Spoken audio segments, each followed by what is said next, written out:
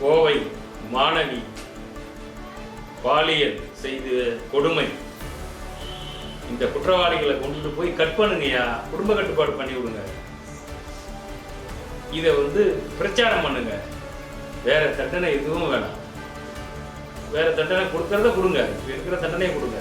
கூடுதலா இதை செய்யுங்க, குடும்ப கட்டுப்பாடு பண்ணி விடுங்க. இவன் இல்லை, எவன் இந்த மாதிரி வேலை செஞ்சாலும் அவனுக்கு இழுத்து வச்சு குடும்ப கட்டுப்பாடு பண்ணிவிடுங்க. இதுதான்.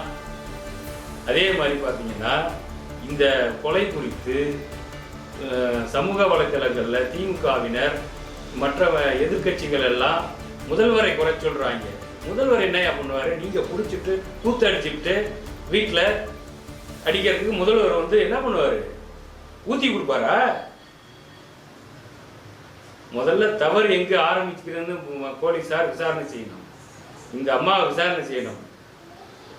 அதாவது இந்த இறந்து போன சிறுமியின் தாயாரையும் தந்தையும் கட்டாயம் விசாரணை செய்யணும். விசாரணை செய்யுது.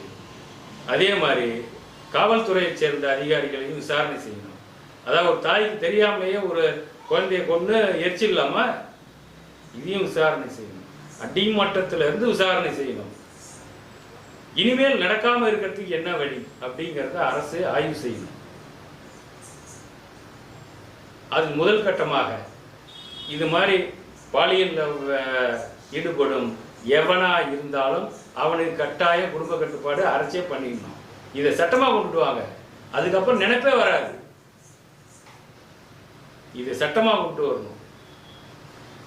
இருக்கிற சட்டம் போதும், ஆனால் இது கூடுதலாக வேணும். முதல்ல போதை பொருள், போதை தான் எல்லாமே. எந்த குற்றமும் மனசாட்சியோடு நடைபெறுவது இல்லை, போதையால் தான் நடைபெற்றது என்பதை தெரிவித்துக் கொள்கிறேன். நன்றி, வணக்கம்.